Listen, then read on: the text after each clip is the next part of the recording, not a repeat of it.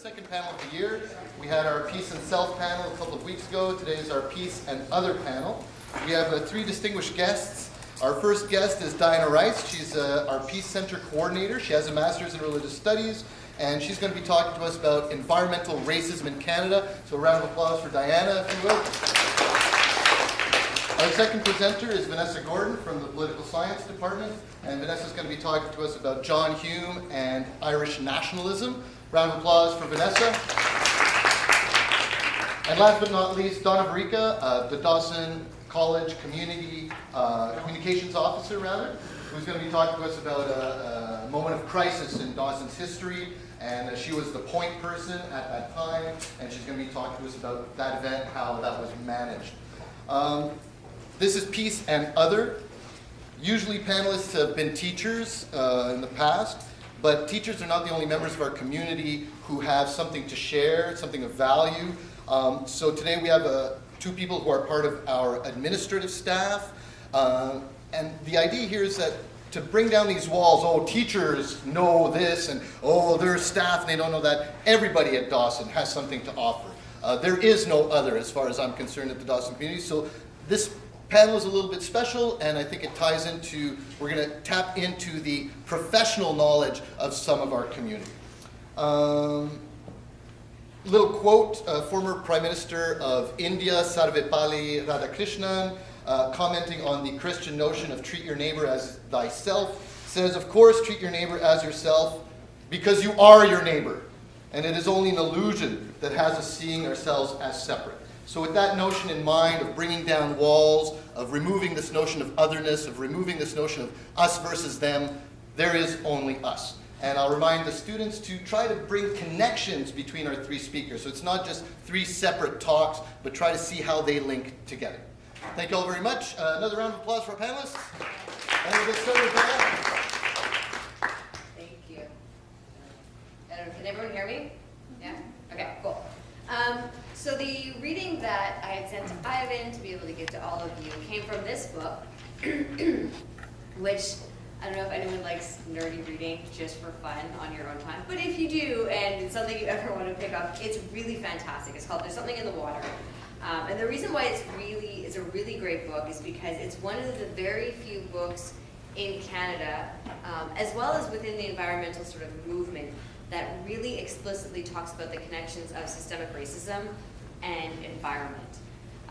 And in Canada in particular, we're really bad at talking about systemic racism, just in a broad sense within the national dialogue, but also when it comes to the collection of data, when it comes to publishing, it's not done a lot.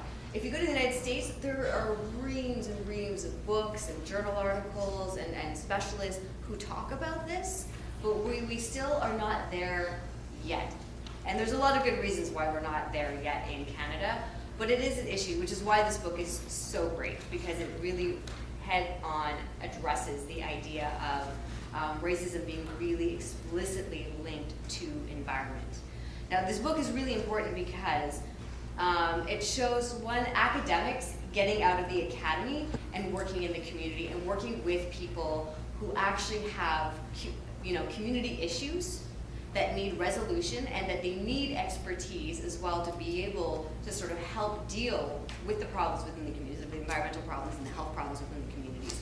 But they also need academics to look at the community as experts unto themselves, which is another thing that's really important, because so within this book, the woman who wrote it, Dr. Waldrop, she also created a project called the Enrich Project with a whole bunch of other people using community stakeholders from indigenous communities, so the Mi'kmaq, from different parts of Nova Scotia, and then Black communities within, or African American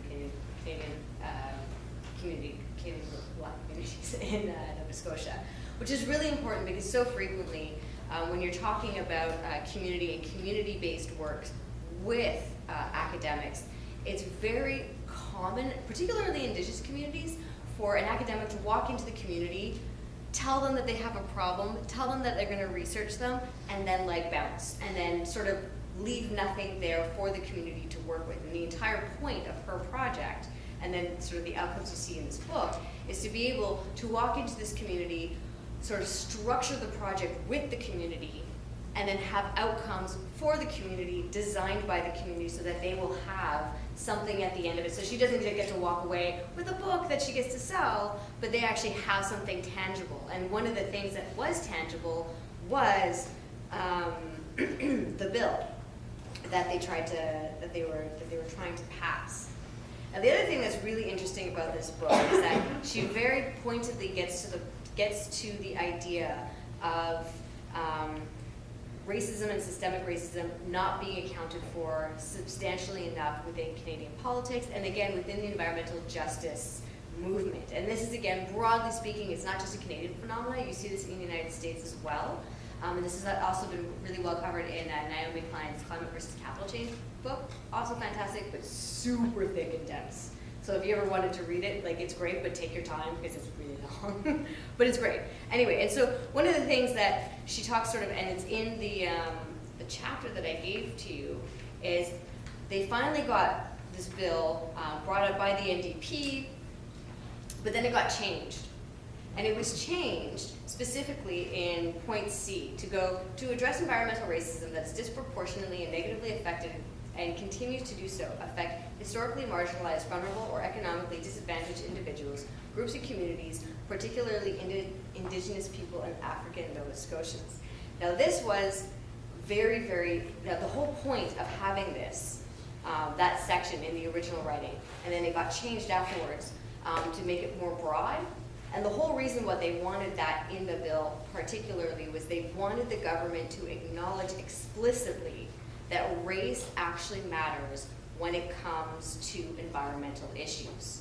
And she outlines this throughout the course of the book, where you look in African American community, or Nova Scotian communities, Black communities, and in Indigenous communities. They will be the communities that are closest to waste sites. They are the communities that are closest to mining sites. They are the communities that are, at the end of the day, beneficiaries of pollution at higher rates than white communities.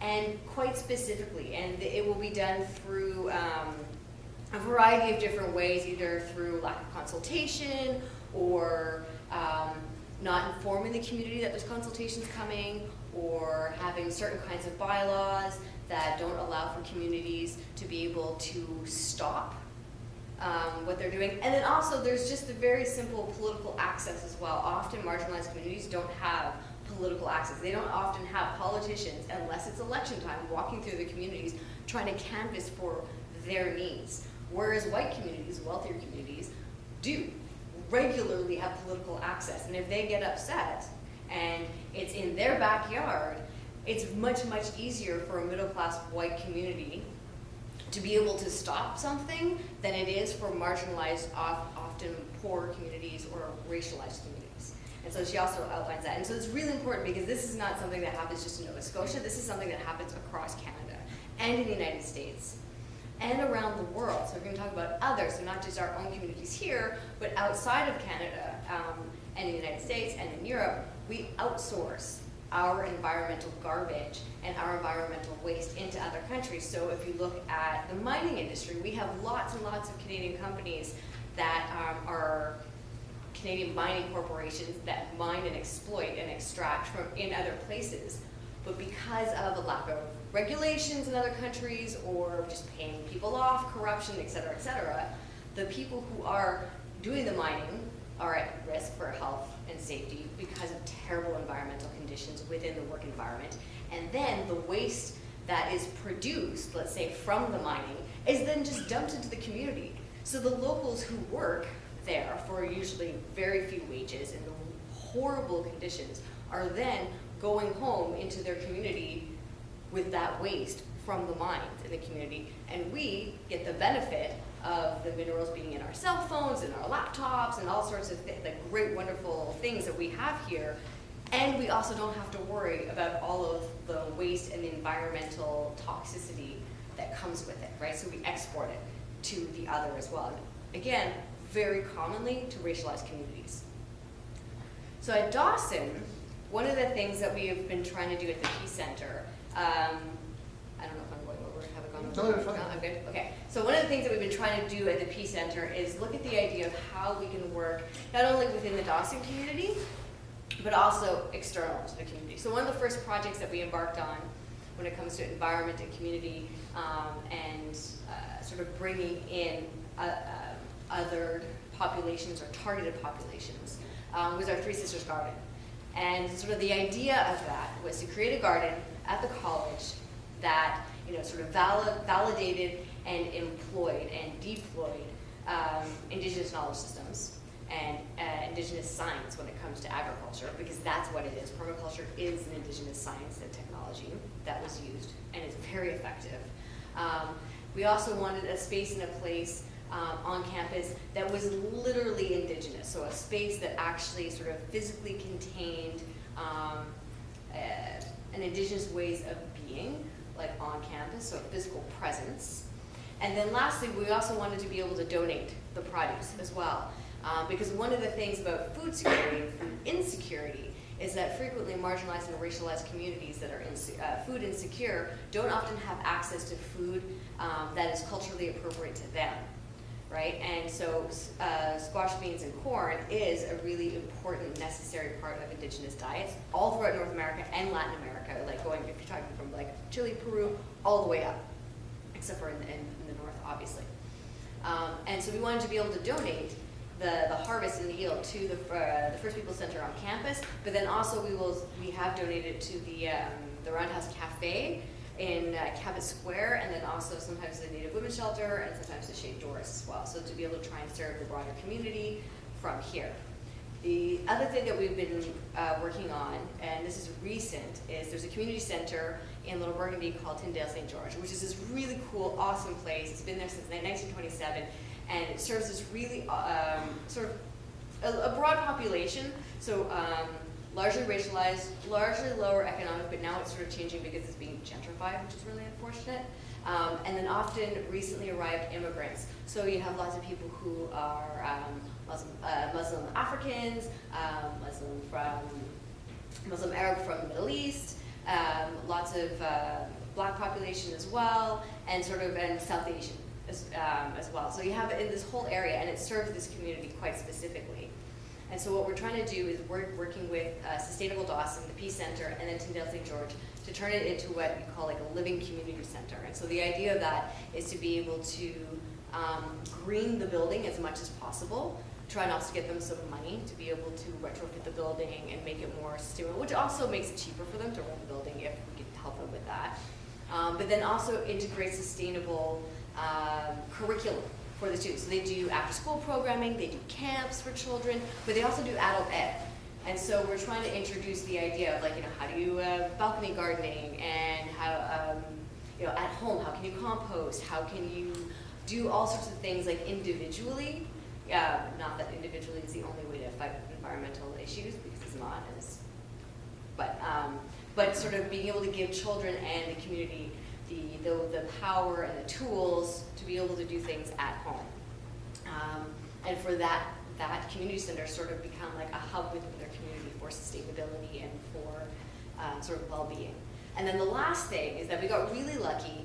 Last year we had a group of Afghani and Pakistani nonprofit organizers and delegates come to Dawson for a conference. So in Afghanistan, Pakistan, India, Jordan, Palestine, that whole area, there's the Indus Basin, which composes a whole bunch of different rivers.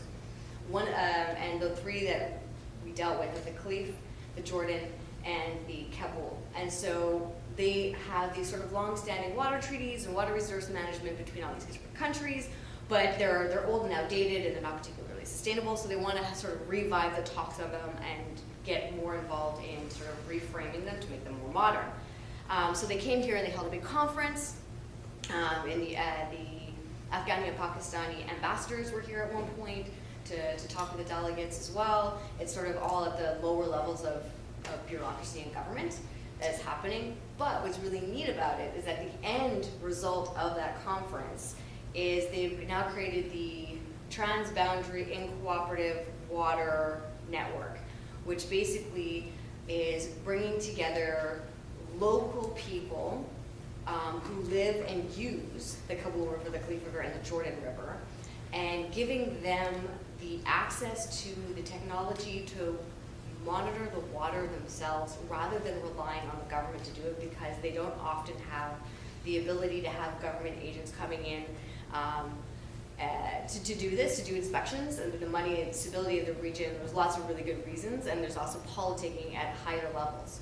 So by enabling local people and local organizations to take control of the water management, it's also therefore using environmental diplomacy to get Afghanis and Pakistanis who don't always get along really well to work together on something that's really important and really necessary. And then because it's been so functional and so great in the past 8 months, Nepal and India have come on board, as well as Jordan and Palestine, to start talking about this and start figuring out ways at how at local levels to empower local people and local communities how to work together to solve these issues. Yeah. Thank you very much. Talking about communities in conflict coming together. Our next speaker, Vanessa Gordon from Political Science, will be talking to us about Irish nationalism and John Hume in particular. Round of applause for Vanessa. 10 minutes-ish. Okay, so you just show me. Yeah. Okay, so you just stop me. Okay, so how many of you read the reading? Just so I get an idea. Okay. I mean, yeah, it is pretty good. Okay. I'll tell you what happened. I didn't read the instructions. So, and teachers don't read instructions either. I thought this was a thing between educators. And so I was like, oh yeah, we're gonna talk about, revisionist nationalism. And now I'm looking at you guys and I'm like, oh my God, okay, so. And I think Ivan clued me in because I saw his face when he's like, I read your reading, and his eyes were like big like that. I was like, oh. Anyway, and I mean the first word honestly says preface, and like who reads the preface, right? So I had to think of what to do, and I figure what I would do is bring this reading to life. I think is what I'm going to do, is because those of you who read it, you've read it, right? And now the idea would be to be like, okay, from this, what's the backstory, right? What's the human story behind this work? What are the issues that sort of culminated in this very obtuse and hard to read piece of writing, okay? So just those of you who read it, what were your impressions? Does anybody want to, do we ask questions? Yeah, sure. If it's more Socratic, I'm more comfortable, so. Giancarlo, you said you appreciated the reading? I did appreciate the reading. Okay. It offered an inside look into how two opposing sides of the same country can be at such odds with one another, and the importance of just bringing everyone together within the same community. Okay, yeah. Good. Anybody else? That's okay. I'm not surprised. It's a bit dry. But absolutely, if you can get past the language, all right, behind it is a really interesting story. So I guess I'll begin by saying that the author, Peter McLaughlin, him and I arrived in Belfast at the same time. 20 years ago now. We were both young. And it was 2 years after the signing of the Good Friday Agreement. And him and I both had the same idea that if we wanted to study conflict resolution, it would be kind of good to go somewhere where they had this figured out. And so it seemed like a good idea at the time to just show up in Belfast. What we didn't know is, and this is something we learned fairly quickly, there's the actual signing of the agreement, and then there's the implementation of the agreement. And during the years of the implementation of the agreement, it's actually really fragile, okay? The environment is super tense. There's a lot of really deep issues that the population has to work through. So at the time I was there were two things that they were working on. They were working on decommissioning weapons. It was really hard to convince the paramilitaries to let go of their guns. Even more so because not all the paramilitary groups signed on to the Good Friday Agreement. So at the time when we had arrived, the Ulster forces had not yet signed on, which made it harder for everybody else to decide they were going to put away their guns. The other thing that was happening that was also very delicate was the police force up until that point was 100% Protestant. Okay, so the Protestant populations controlled a lot of the coercive apparatus of the state, and there was an attempt to sort of make space for the other community to contribute, so the Catholics. But it I don't know who the first Catholic police officer was, but I would imagine that it was very awkward. Okay, and so when we arrived, the population was dealing with these issues. What we also didn't understand is that in an environment of this kind, there are all sorts of stresses that I think in retrospect we understand better now. Just for example, let me give you an example. We lived on campus. We were told, well, you stay on campus, right? Because on every street corner in Belfast, there was a flag. And the flag was a paramilitary flag that told you which paramilitary group controlled which neighborhood. So you couldn't just go and walk around outside. You had to know where you were at all times and who controlled what and where you stood with them. So the students were told, okay, you stay on campus. We had to pay for our rooms on campus. Our rooms were built not only to withstand a fire, but also fire bombs. So they were very expensive and very tiny concrete blocks. And every morning, the minute you step out of your room, you're walking through these rows of bushes to get to the street, and there are troops in the bushes. And they're there to protect you, I suppose. But you have to get used to it, right? Heavily armed military lining the bushes. It's first thing in the morning, you haven't had your coffee yet, it's super dark, you hear rustling, and you see soldiers everywhere, every day, every morning, every evening, every time. And on the streets as well, the streets were lined with walls, and the troops stayed behind the walls. And this is how you walk to school, and you get to school and you learn about it, and then you leave. My situation was also kind of interesting and a bit different from the others. Many of the other students at the time had Marshall scholarships, but I did not. I just sort of applied as an independent person, and it was a weird story with a Sri Lankan thing to it, where I got into this particular group, but I was using student loans and bursaries. And so I filled out my paperwork like any other person and filled it in and sent it in, and the Quebec government was like, yeah, that's fine. And then when I arrived, though, I think someone at the Quebec government reread the paperwork, and they were like, wait, what, no, and they canceled my loans. But I was already there, right? So, and it was the school was extremely expensive. So I had to make the decision to sort of work off campus, which also opened me up to, the community outside. Peter too, he was from a less privileged background. He came from Manchester, and we studied together. So when he writes, I see reflected in his writing some of the wisdom that came from our thesis supervisor, who was South African. And I mean, it was hard for Peter to write this because John Hume, by the time he got to writing this book, John Hume had started suffering from dementia. So he couldn't really comment too much on his work.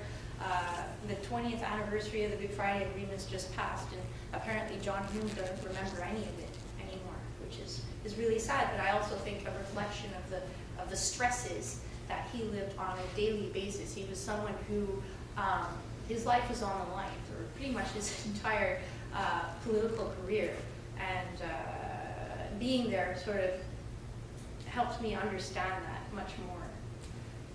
So, one of the pieces of wisdom that John Hume sort of understood and that got unpacked in my class is that identities change. And identities are really deep, and people feel threatened when you try to change their sense of identity. But sometimes to achieve peace, you need to do this. need to change people's understanding of who they are. In the case of Northern Ireland, the Republican Catholics saw the need to join with the Republic of Ireland because, for those of you who don't know the background, Ireland is an island off the coast of the United Kingdom. And so Ireland obtained independence, the Republic of Ireland, but just a third of the island was set aside for the Protestant community who were descendants of the people in Great Britain. Okay, so they all sort of gathered in the northern tip. And so it was in the northern tip that there was also a Catholic population. And the Catholic population sort of decided at a point that they wanted the whole island to be one country. And so this is where the conflict came from. And it really sort of got out of control during the Civil Rights Movement because the Civil Rights Movement taught people that colonization was wrong, you needed to decolonize, and they saw it as a decolonization process. Also, they understood that their civil rights were often being trampled on by the Protestant community, who was small, but also in control of the government, in control of coercive apparatus. They tended to be the heads of companies and their bosses, kind of like the way it was in Quebec at the same time, right? We have a lot of things in common in that respect. And the demographics changed in the 60s, where for the first time, the Catholic population was overtaking the Protestant population. So even in a democratic system, the Protestants couldn't keep power. So the Catholics said they want to be part of a united Ireland, and the Protestants were terrified. They have very deep roots in the island. They've been there in many cases for a very long time, and they know nothing about the United Kingdom quite often. So in order to achieve peace, you had to reframe it as not so much a colonialist struggle. You had to sort of, John Hume worked hard to better the social conditions of Catholics. He was from a very poor community, and his idea was like that people were barking up the wrong tree. You know, you can achieve freedom, but to achieve freedom, you need education, you need social services, you need a lot of things that they didn't have that they could achieve without necessarily first achieving what people had in their minds as freedom. So he had to try to push this idea. He had to work with all sorts of different factions of the Catholic community. And he had to slowly get people to understand that there was no ultimate solution. Any solution would need to be negotiated. And this was his life's work. This is why he won a Nobel Peace Prize. It was a very, very dangerous endeavor on his part, because just the idea that it wasn't a colonialist struggle and that it required a negotiated solution was absolutely, to some people, heretical. It's absolutely. And so when we talk about revisionist nationalism, it was, okay, how did he get people to change their understanding of who they were in a way to make it look sexy, to have like a fight for freedom that didn't include a decolonization process, right? I think that was his most important contribution to the peace process, and I think that that's why he's extremely, extremely respected in both North and Southern Ireland. Thanks very much, Vanessa. So we often think that these violent encounters are elsewhere, and these are things that happen to other people, but these kind of things do happen much closer to home, and Donna is going to talk to us a little bit about that. Hi.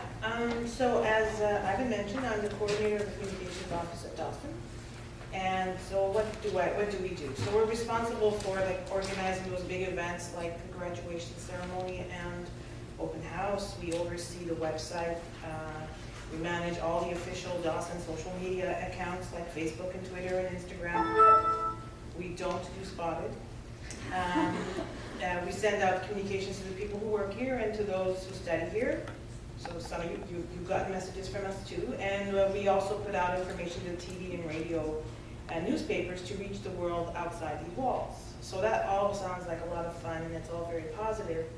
But unfortunately, part of the communications job is also taking care of things when things go wrong, and when they go horribly wrong.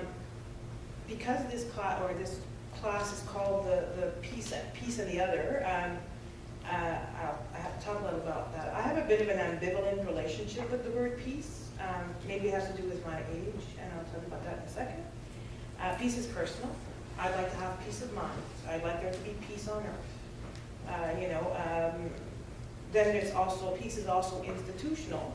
And Diana, who's here, has the job of articulating peace in a formal way and to cover all of its aspects, or some of it, or as much as we can, from the certificate to activities to some of the things she talked about, a lot of our partnerships, and bringing in guest speakers who are really pretty amazing. And this is the part that bothers me most because of my age. Then there's the marketing of the word peace. Peace has become like, how are you? I'm fine. Or that's really nice. Peace is like a catch-all now. And it's because in the late 60s, the hippies adopted this word for themselves. And then since then, we use it as a Band-Aid because it's an ideal. It's a way for us to grapple with how do we heal in this fractured world. But if anybody's ever broken a bone here, you'll know that a Band-Aid's not going to do the thing that fixes the fracture. And that's my ambivalence. And I've struggled with it for years, just the reality of peace and what does peace mean to you and me is different. Luckily, I have people in my life like Ivan and Diana who have helped me to put this, get rid of the bull and let me shine on how peace can exist in small gestures and in grand visions of a better world. Plus, and that's why I'm here to talk to you about, is my own journey with peace and the self that you've already covered, I believe, in this course, and how it translated for me into peace in the other. So in 2006, something really horrible happened here at Dawson, and it changed my life, and that's no exaggeration. There are things in your life that you'll say, oh, that changed my life, that movie changed my life, or that song.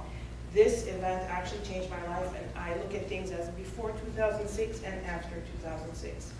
I'm going to show you a video that lives on YouTube that was posted by someone who wanted to pay tribute to what happened here, that awful thing that happened at Dawson. And that person did it in a really sensitive way. The soundtrack he chose really helps to soften up the images. Trigger warning, if you find this upsetting and you want to talk to your teachers about it or somebody else, if you can't handle it, you can leave with Ivan's, but you have to come back. It's basically, and it's very moving, and there's no gore, and there's nothing horrible about it. It's just somebody out there found a way to capture the feeling that happened to us on that day. Sarah?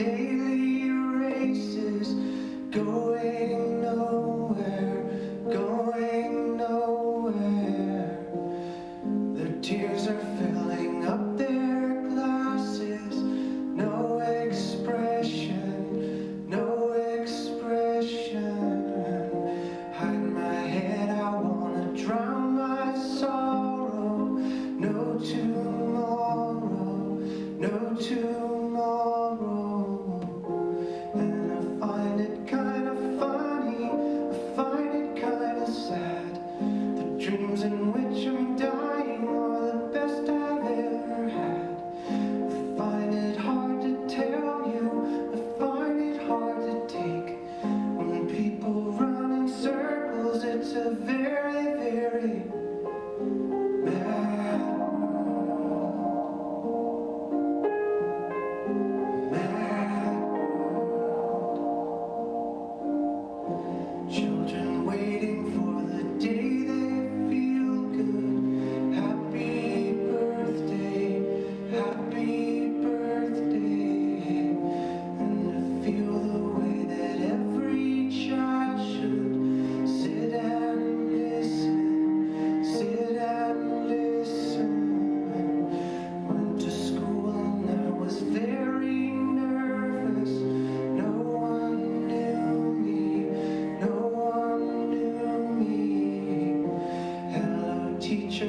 me what's my lesson. Look right through me, look right through me. And I find it kind of funny, I find it kind of sad. The dreams in which I'm dying are the best I've ever had. I find it hard to tell you, I find it hard to take. The people run in circles, it's a very, very mad world. Mad world. Enlarging your world. Mad world.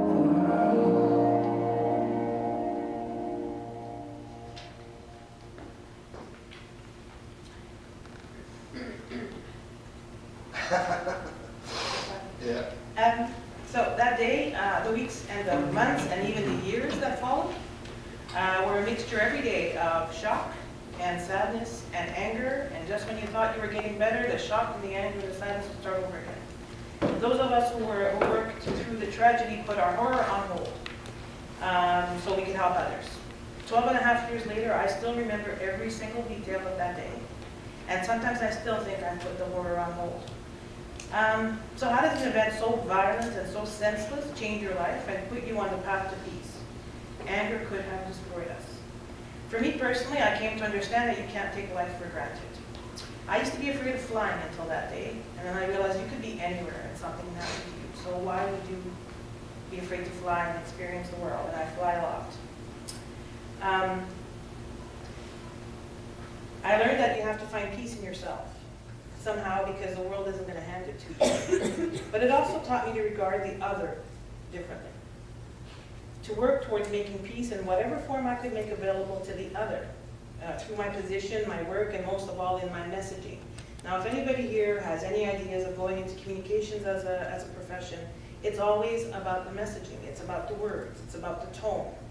And it's to be clear, and in my case, I've always strived to be honest in what I'm telling people. Sure, there's going to be a lot of people that are going to use communications to manipulate your feelings so that you believe what they want you to believe, and also so that you might buy something that you think that they make you think is absolutely necessary, but it's probably useless. At Dawson, in the years that have come after that day, there hasn't been any manipulation, and I can say that with certainty.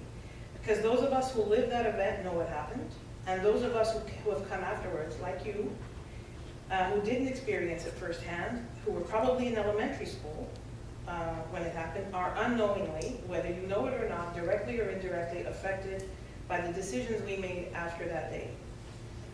You're probably receiving a different kind of education than you would have if you had been here before 2006. Because first and foremost, what we strive to do is to make Dawson a better experience for all of it, everyone, all the others who come here. And I was glad to hear Diana mention all the things that we've done through her office and through her work to make those things better, but she's not the only one. We have a peace garden that we didn't have before 2006.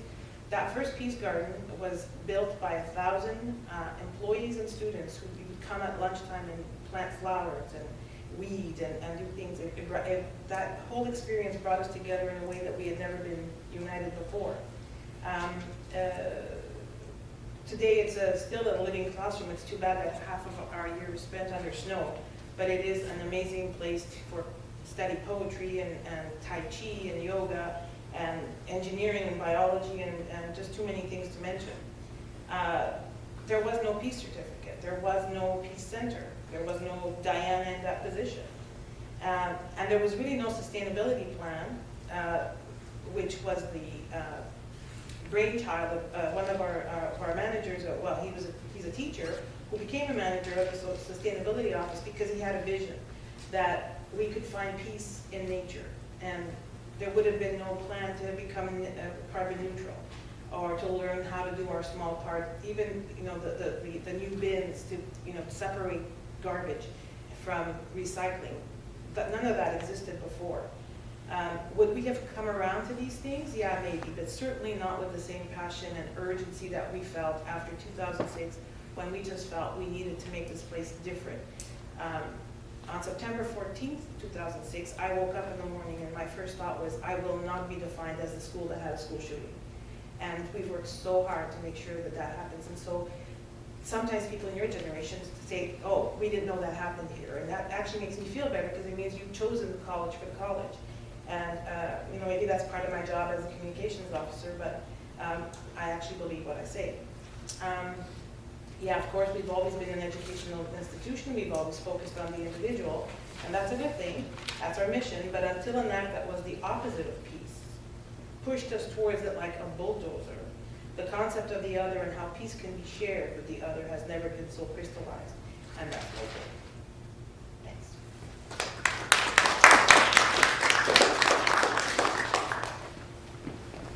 Okay. So, yeah, the opposite pushed you towards peace. And I guess this is the idea of the other.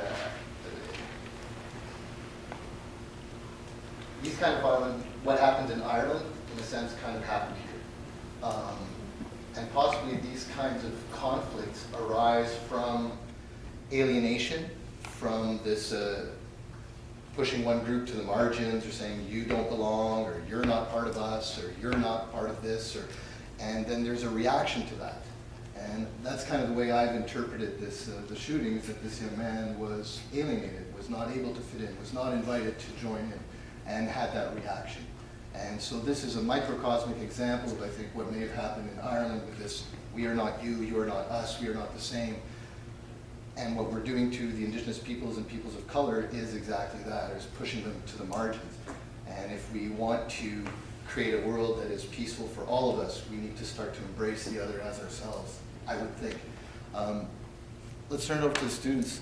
Anybody have any questions? Actually, can I say one? Most certainly, please. I think it's not just a question of bringing the other into ourselves, but I think it's also finding a narrative that has been very present since the civil rights movement of finding common ground. Mm-hmm. I don't think it's about finding common ground. I think it's about normalizing difference. Mm-hmm. I think that is the thing that is the most important, and that which has to push us towards fundamental change. It's not necessarily finding out what you and I have in common, but it's actually finding out that you and I have something different, and that's as valid and valuable as our commonality. Mm-hmm. So Because- both in a sense. Yeah, I mean, but I think that, but we already do that work. Like, we already do the work of finding common ground. Most conflict resolution, most, the research on all this kind of stuff is often about finding common ground, but we don't spend sufficient time on normalizing difference. And that difference is not something that you put to the side and don't talk about because it's not the common ground. It's something that is equally important. And like, if you do not normalize difference, you erase it. Mm-hmm. So normalizing And that creates even the better conditions to reify othering. Right. So it's a normalizing in the sense of accepting, embracing. Exactly. So it is normal to be a racialized person. It is normal to be gay or trans. It is normal to, it is normal. There is no singular standard. It is all normalized. Because it is. Because it is. Excellent. Thank you. Vanessa, do you want to comment on that? Or? Yeah, it's interesting. I mean, there's such different talks, but there is a thread of commonality, and I think when I think back to discussing, well, okay, let's find commonality, common ground between the Protestants and the Catholics. In politics, you call this, there's a study called hermeneutics, which is really being able to sort of climb into the minds of the people that are different than you to really understand their reality, understand how they're trying to tell you something, understand what it is that they wrote, instead of just looking at the words. There's a scholar here, Charles Taylor. He's known for hermeneutics. He's used it with the Bouchard-Taylor Commission. But if you talk to people around, I remember a conversation where they were like, well, it's not that we don't understand each other. It's that we understand each other too well. You know, we understand each other so well that we know we hate each other's guts, right? Like, how much more understanding do you want, right? And I think both sides really felt that exhaustively, right? But I still think there's a room for empathy, because beyond the understanding how other people are thinking about a topic, there's understanding how other people feel, and how, you know, our feelings, our deep feelings are kind of what connects us. So, you know, it makes a difference to be able to say, okay, but the Protestant community there in Northern Ireland, they started making paramilitaries, they haven't decommissioned, they're terrified. You must be so scared right now. If you were to talk that way to someone, sometimes you would see their shoulders drop. So there's, yeah, I mean, we need to accept difference, and we need to accept that as different as we are, we have certain commonalities. If we're stressed, if our cortisol levels are really high, we're gonna have a short fuse, for example. So, yeah, interesting. Donna? Yeah, I guess, I mean, I've been here 18 years, and everything's changed in the sense that, you know, the definitions and I guess, you know, being, I mean, had I gone to work in the corporate world, that would have been a different kind of reality. It would have been like engineers or whatever. Here, it's like a microcosm of the world, or as the world should be. And so so much of the language has changed. You know, like, you know, when we started with the gender neutral bathrooms and the way we speak about people, and even now in policy writing, there's no he and she's, there's they and theirs, and the one line that keeps on coming back to me is like, and nobody's got a monopoly on normal. You know, there's not a single one of us that is the same as the other, even if, you know, even identical twins. So the acceptance of the difference and the fact that so much of the other is concentrated on fear of the other. Diana didn't say why we ended up with the Afghani-Pakistani conference here. It was because they couldn't go to the United States because there was a travel ban on. And they were like scrambling, trying to figure out, where do we have this thing? And here comes not only Montreal as a beacon, but Dawson as a place that we could do this. And it was thanks to Diana's hard work and our openness in those first meetings of saying, yeah, come on over. You know, we're not afraid of you. We have no travel ban. You know, let's not say Canada's perfect, but in so many ways we're much, much more open. So for me, it's that fear of other, getting over that fear of other, and like, I really love the idea of like, you know, there's no monopoly on normal. Everybody's weird. That's it. Questions for the audience? Nathaniel, you have a question? No? Where's David? David Cruz comes to mind. David, you had a question? I had a question for Diana. You talked. You were talking about how like Canada's politics, like we're not. I guess we're not there yet in terms of like addressing, I think it was systemic racism, and you said there were reasons for that. What would those reasons be? Okay, so I mean, so there's a long list, but so the first thing is this actually goes right back to the founding of Canada, right? So John A. Macdonald and all those old white guys sat in a room and decided the fate of this country, right? They made a very particular choice at that time that when they were crafting policy, and actually if anyone's interested, you can read more. Robin Maynard's book, Police and Black Lives, actually does a really beautiful job of discussing how African Americans come into this specifically, but there's other work on Indigenous folks as well with regard to this. But anyway, so they decided to specifically and purposely craft policy and legislation that was what you would call race neutral, okay? And what that really means is, rather than saying, we are not going to allow black folks from the United States or the Caribbean to immigrate to Canada, what we're going to do instead is we're going to craft policy that says, and this is actually my great, one of the first immigration legislation pieces had a point in it saying that we would not accept citizens from other nations that were not climatically suited to Canada. Which is a way of saying we're not going to let in brown people. but it's without saying it, right? And so we have this very long-standing, purposeful history of creating institutions and laws that are discriminatory, and specifically racially discriminatory, but with sort of the veneer of colorblind and color-neutral language, but it particularly targets specific populations. And environmental policy and law is absolutely different. So that's one thing. So it's really always been a very serious part of our country's history in policy. And they did it specifically because Canada came to being as a country, right, in 1867, which was right after, or the midst of, the American Civil War, right?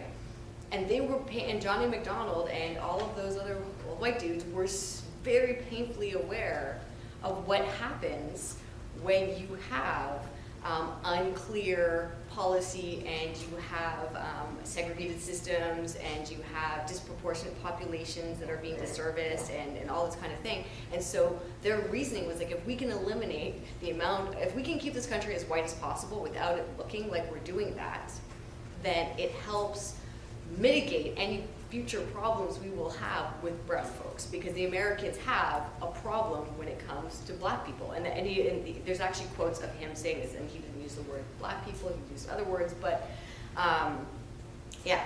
So that's the first thing. The second thing is Canada has a very long history of not collecting racial data. And one of the really important things about collecting racial, and what I mean by racial data is, so in our prison system, for example, tracking who is in our prison system by ethnicity and race in the prison system, or police data, or hospital records, or any of these sort of large institutions that are run by government, we don't collect this data, namely by race. Now, on the surface, this looks like an attempt to say, like, it doesn't matter and we don't need this information because everyone's equal and everyone's fair and we live in this happy country, yada, yada, yada. But what it does do is that it's, if you don't have data that demonstrates, let's say, that the poorest communities in Canada are racialized and they have the least access to health care and they are going to schools that have the least funding and things like that, then you don't have to do anything about it because there's no data to show that it exists. All you have are the anecdotal evidence of unhappy parents or people within those communities who don't have political access to make big campaigns to try and change things. So if you don't collect the data, then you don't have to have the policy to change the problem, right? Now, not to say that they do that because in the United States they collect all the data, but they don't necessarily change the problem, but the data is really important, right? So these are like, there's lots of other reasons, but that's one of them, is that it becomes really hard to tackle systemic racism and talk about systemic racism in Canada because it literally comes from our foundation, like the founding of the country, from the very, very first bits of legislation we crafted. And then on top of it, because we specifically don't collect data at a federal and provincial level consistently, it also means that we don't have to, it's a way not to talk about it because you don't have the information to prove. And so people who do research, let's say in Canada, the few people who do research on this area often have to do all kinds of acrobatics to get this data. I mean, it's really challenging as a result of it. So that's some of the reasons. Do we have a question for Vanessa or Donna? Will? Okay. Faith? I had a question for Donna. Where were you at, or what were you doing at the moment of the shooting, and what was the first thought that came to mind when you did hear about it? My first thought was that it was a joke. I thought the people who were calling me had misunderstood that it was 3 weeks into the first semester in September. Kids were just playing, don't exaggerate.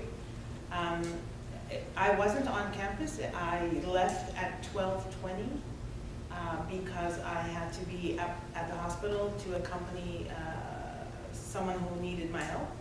And so I had jumped in the car. So basically he was coming in the front door while I was going out the back. And so I made my way there, and then the first phone call I got was from CTV News, because I graduated with a bunch of people from journalism a long time ago, and those people are the people who work at CTV. And so they called me and said, I'm on the police scanner, there's something happening at your school. So I actually disregarded because I couldn't believe it was true. And it was only when I heard a phone message from somebody on my team who has zero inflection in her voice. She talks always, whether she's happy, sad, angry, or just talking, she always has the same tone. And so when she said, you have to come back, there's something happening, I knew there was something up. And then I was in an x-ray room with the person I was helping, and the guy who runs the x-ray department, who knows me since I'm 4 years old, so he knows me pretty well. He came into the room and he says, you have to come and see this. And at this point now, I started to put 2 and 2 together, and I was like, okay, something is really wrong. And so I went out into the waiting room, looked up on a TV screen that was about this big at the time, because it was before the flat screens. And I started seeing people, I thought, oh my gosh, what's happening? And I started seeing people I knew running into the camera range. And that's when I went back into the room. By the time I walked back in, somebody said to me, yeah, you have to go.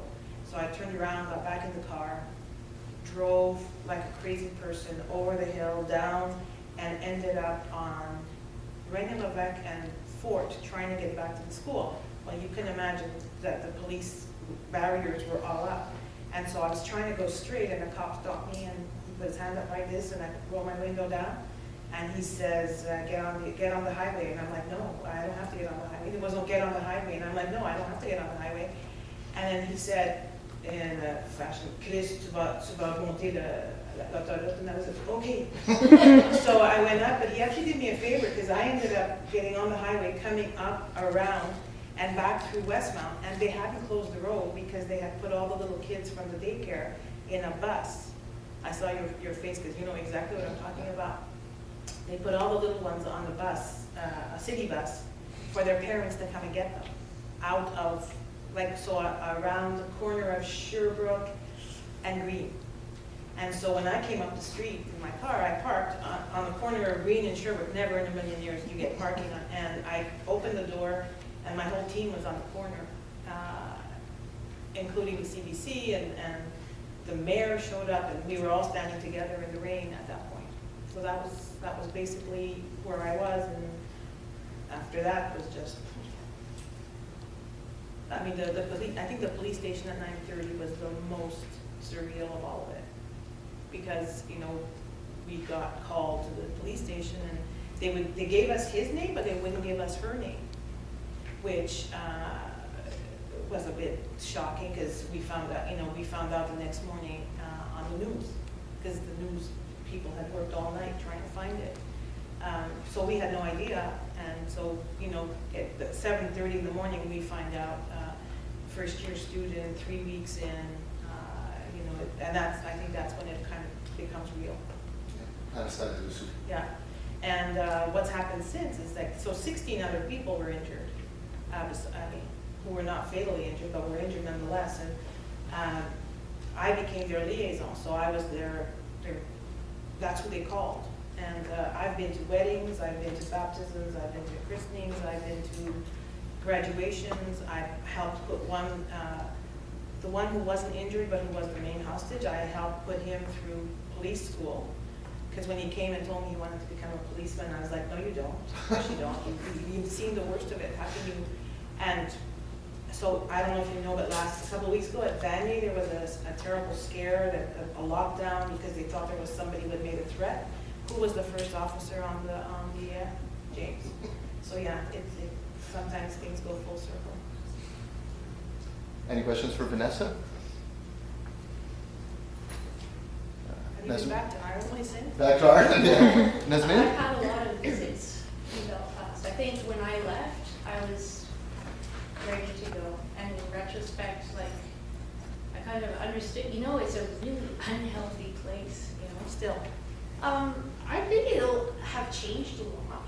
I think it's really changed a lot. But there's been a lot of backsliding too, because with Brexit, Yeah, again, I was asking Yeah. about the backstop and all that, like what your thoughts are about what the no deal and then the backstop or the lack of backstop. right. So what the European Union did was that it made Catholics feel more comfortable with an idea that they didn't have a state representing them, and that they were going to be part of the UK. but also part of Europe, and so they could participate at the European Union level. And then Brexit happened, and that was cut off from them. And also, the European Union was an important source of funding for all sorts of social projects in Northern Ireland that took people's minds off of their identities. So I think it'll never go back to what it was, but it could be said that because there's so much trauma from generations living in instability, the violence could come back in a different form, right? For example, it's International Women's Day. Well, there was a women's party in Northern Ireland that tried to sort of contribute to the peace process, but the women were so bullied in Parliament and threatened, on such a constant basis that the party had to stop. I guess they stopped like 3 or 4 years ago now. So for intercommunal conflict, things have calmed down, but like other types of violence are increasing, and who knows, with Brexit and the change of the government structure, how that'll manifest. The checkpoints too, right? Because they're looking at, that's one of the things that they're so worried about is the physical checkpoints going back up. Hard border. A hard border, right? Right. Which is everyone's sort of panicking about right now. It's like, what will be the reaction of the communities to having hard border and checkpoints? Right. I mean, when we cross the border to the U.S., we don't really think much of it. But checkpoints, for a lot of people in Northern Ireland, have really hold this symbolism and this heaviness that, that's hard to imagine. So the idea of going back to that freaks people out, some people, absolutely. Yeah. Thank you very much. The thing that comes to mind for me, a bit about what we're talking about, specifically about Dawson, but I think relates to everyone. I was at Concordia during the shooting. We saw people running. I saw it on the screen. And in the news that followed in the first few days after the shooting, there was a lot of talk about putting metal detectors in at Dawson. And I was like, don't put in metal detectors. What are you going to do? Metal detectors, it's going to make everything worse. And I was kind of feeling, don't go with the metal detectors. And a day or two after that, there was a report Dawson had reopened.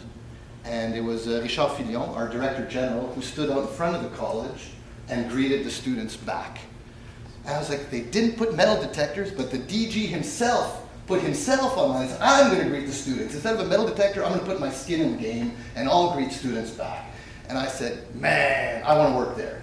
That's the kind of place I want to be, because it's not about metal. You put yourself in the game. If you want to make a change, if you're honest and sincere about making a contribution towards a healthier, more equitable, peaceful world, then step in.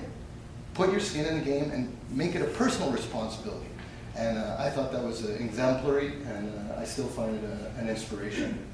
We made so many decisions in those first few days of how to come across without, in the days after. So it happened on a Tuesday. We opened up to employees on the Friday, to students on the Monday, or anyways, it was in that sort of general. In those 5 days between the time it happened and the time we opened up to students, it was 5 days.